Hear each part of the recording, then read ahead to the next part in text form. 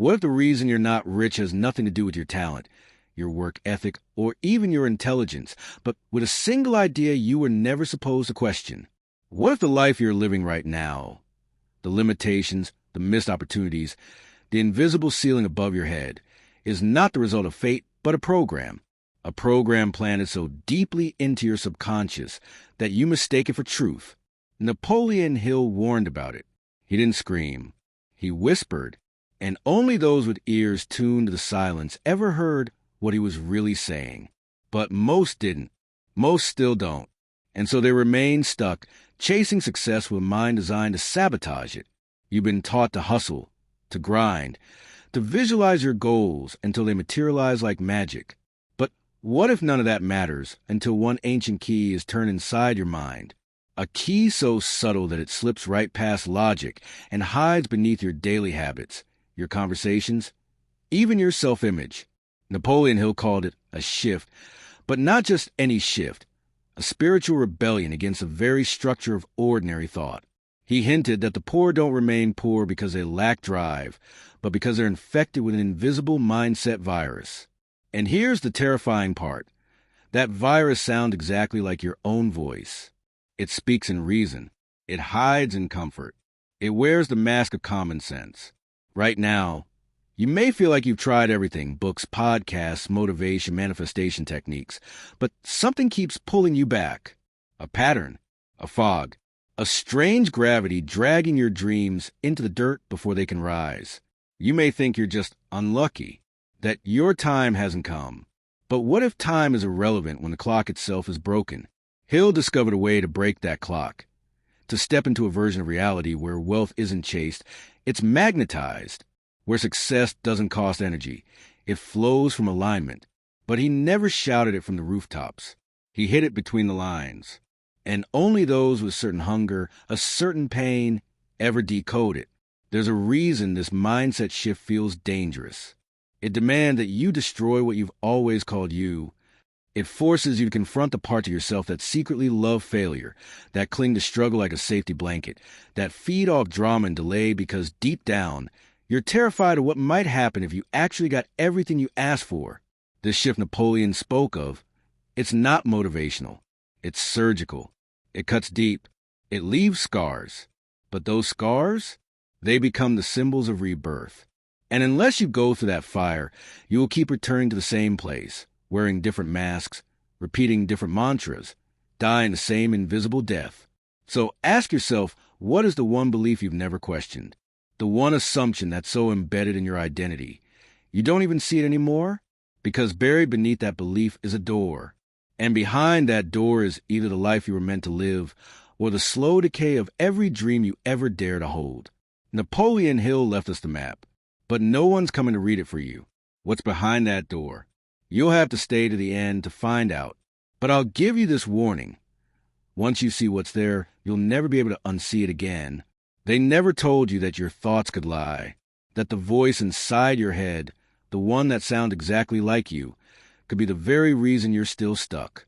You followed the rules. You've done what they said. Wake up early, stay disciplined, think positive. And yet, something doesn't click.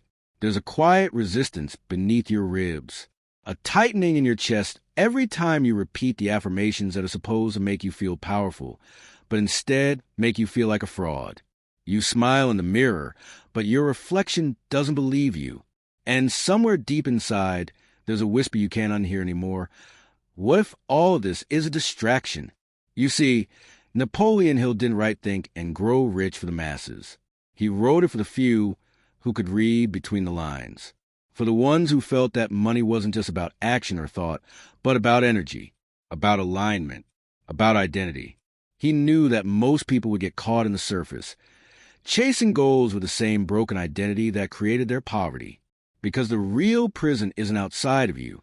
It's the invisible agreement you made with yourself when you were too young to understand the price. An agreement that said, stay small, stay safe, don't shine too much. And every time you try to break it, life mirrored it back, not to punish you, but to ask, are you ready to choose differently? But choosing differently isn't as simple as flipping a switch. It feels like death, like peeling your own skin, while the world watches. Because you build an entire life around this identity, the one that settles, that shrinks, that waits for permission. And letting go of it means letting go of the people who loved you for who you pretended to be. It means grieving a version of yourself that's been dying quietly for years. This is what Napoleon meant by a mindset shift, not a motivational slogan, but a full collapse of the inner architecture. The demolition of everything false so that the truth, raw, unfiltered, terrifying, can finally breathe. And here's the paradox. Your wealth is already here. It's not in the future. It's not in your vision board or journal. It's hiding beneath the part of you you've spent a lifetime avoiding. The part that doesn't need validation, applause, or guarantees. The part that knows. But you can't reach it by thinking harder or trying more. You reach it by undoing, by remembering, by standing still in the eye of your own chaos until the noise fades and a new voice rises, one that doesn't shout but simply is. That's where the shift happens. Not in your hustle, not in your goals, but in the silent decision to no longer be who you were taught to be. There's a reason the rich don't speak the same language as everyone else, not just in words, but in energy. They walk into rooms differently. They move through time with a kind of invisible permission that most people spend their whole lives begging for. You think it's confidence, but it's deeper than that.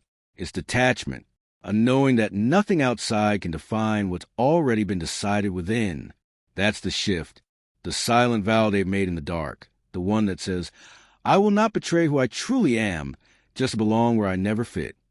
And until you make that same vow, you'll keep watching abundance from the outside, like a ghost peering through a glass window, at a life you were meant to live. But this shift requires more than courage. It requires betrayal. Yes, betrayal of every small thought that ever told you to wait, to dim, to delay. You will have to become the villain in someone else's story. You will have to walk away from the roles you've been cast in by your family, your culture, your past. And the hardest part? No one will applaud you for it. In fact, they might hate you for it. Because when you rise without explanation, you become a mirror for everything they're still avoiding. And yet, this is the path. This is the cost. Hill warned us, not with fear but with fire. Success requires no apologies. Failure permits no alibis. Let that sink in. No apologies. No alibis. Only truth, raw and wild. You weren't born to blend in. You weren't born to accumulate information and stay the same. You were born to become unrecognizable, to cross the invisible threshold between survival and sovereignty. But to do that, you must confront the internal saboteur that wears your face and speaks in your voice. The one that says, let's be realistic. The one that hides behind perfectionism, doubt, overthinking. That voice is not you. It is a shadow, inherited through generations of fear and scarcity. And every time you obey it, you abandon the version of you that already knows how to be free. This isn't a mindset shift. It's an identity rebirth. And it doesn't happen in books or classrooms. It happens in silence, in stillness, in sacred revolt. You can feel it now, can't you? That quiet hum beneath the surface. Like a signal from a future that's calling you home. It doesn't come with guarantees, but it comes with gravity. The kind that pulls your soul toward truth. This is not about making money. It's about remembering that you are the source of it, that your mind is not just a tool, but a transmitter, and until it's tuned to the right frequency, you'll keep chasing what you could simply attract. That's what Hill was trying to tell us all along. Not how to succeed, but how to become success itself. The rest was just metaphor. And now, something begins to stir inside you. Not a thought, not a feeling, but a recognition. A subtle cracking in the illusion you've been carrying for years. That effort equals worth. That struggle equals virtue. That only those who sacrifice themselves on the altar of exhaustion are worthy of receiving. But what if that's a lie that's kept you locked in the loop? What if the true currency of wealth isn't action, but alignment? You've been trying to do your way into abundance, when all along it was a frequency you had to become. Napoleon Hill wasn't just pointing at hard work. He was pointing at right thought, at mental alchemy, at the sacred redesign of your internal world. And now, piece by piece, your mind begins to remember what your soul never forgot. This shift doesn't look heroic on the outside. In fact, it often looks like nothing. Stillness, saying no, staring into space when the world says, hustle harder. But within that stillness, something ancient is rewiring. The impulse to please, to prove, to earn love, the performance begins to die. And something stronger begins to rise. Self-trust. Not confidence, that's too shallow.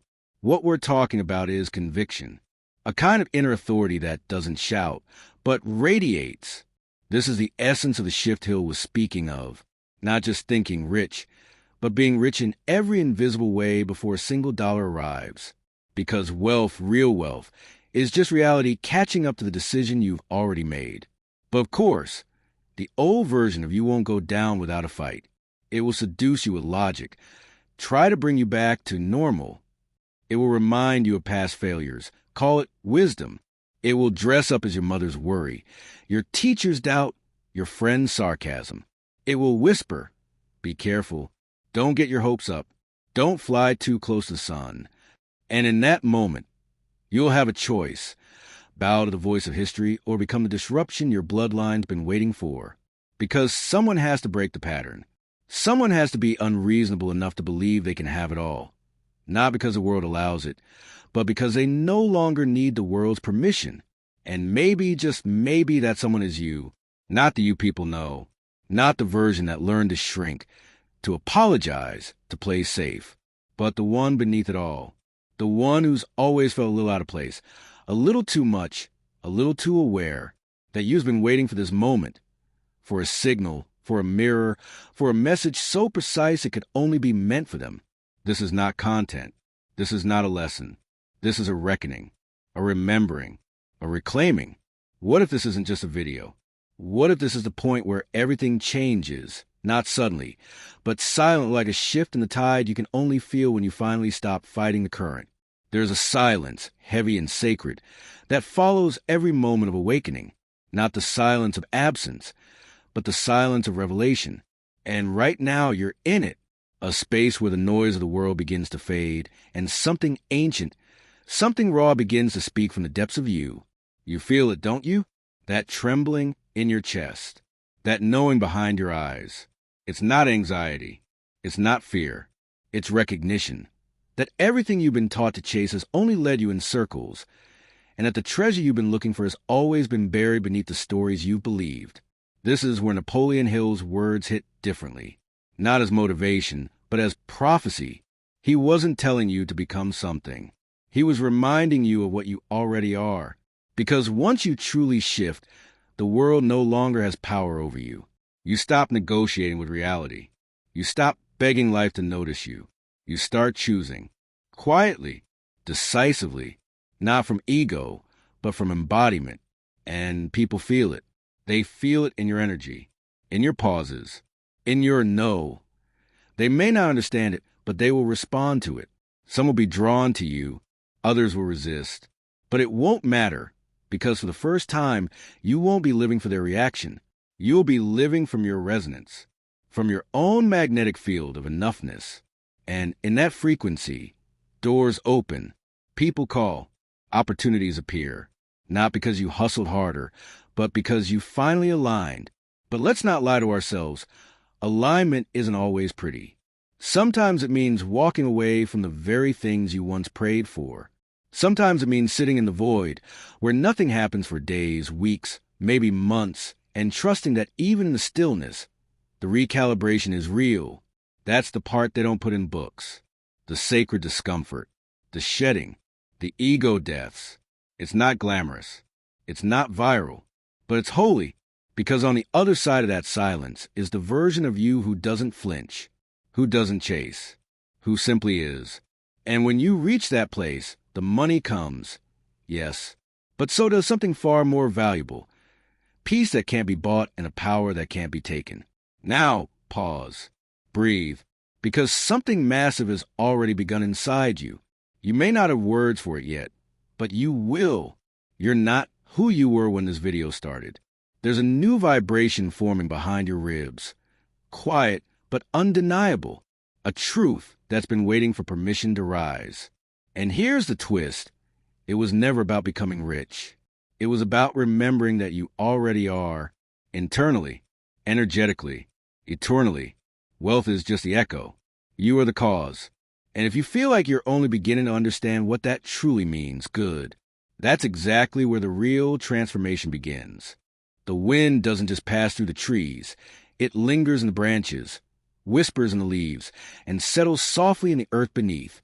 This journey you've taken isn't ending.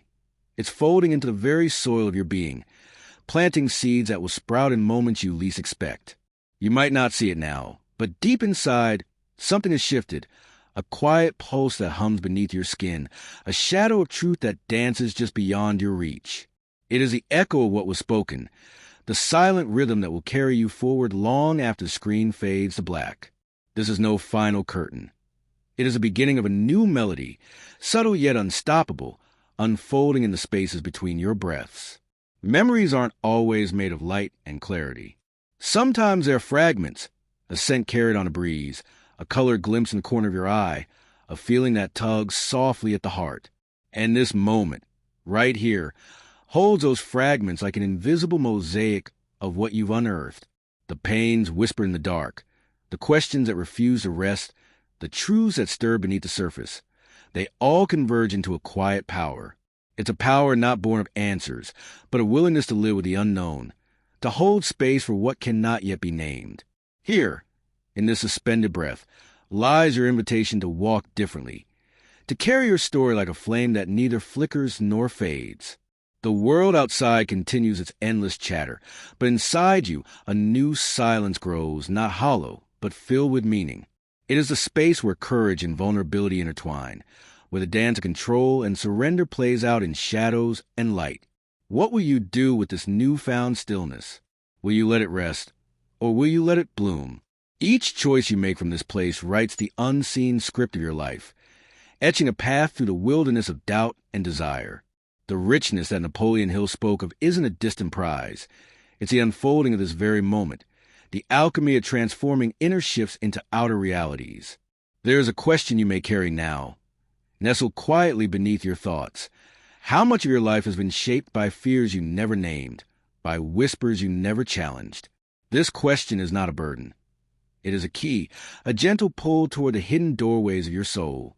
And behind those doors lies not just wealth, but freedom, the kind that no fortune can buy. What if the richness you seek is already coursing through your veins, waiting only for your permission to rise? To acknowledge this is to become a co-creator in a dance far greater than you imagined, where scarcity dissolves and abundance becomes a natural state of being. So, as this moment settles softly like twilight, let it be a beginning rather than an end. Let the questions linger like stars in a darkened sky, inviting you to look deeper, to breathe wider, to move forward with a quiet fire that cannot be extinguished. If something here spoke to the part of you that knows more than it lets on, then allow yourself to come back, to explore, to share, to grow. Like a river that carves its way through stone, your journey continues, shaped by every breath, every choice, every whisper of possibility. If this resonance stirred something within, a simple gesture of connection, a comment, a share, is a way of saying yes to what's next, an acknowledgement that the echo lives on in you and through you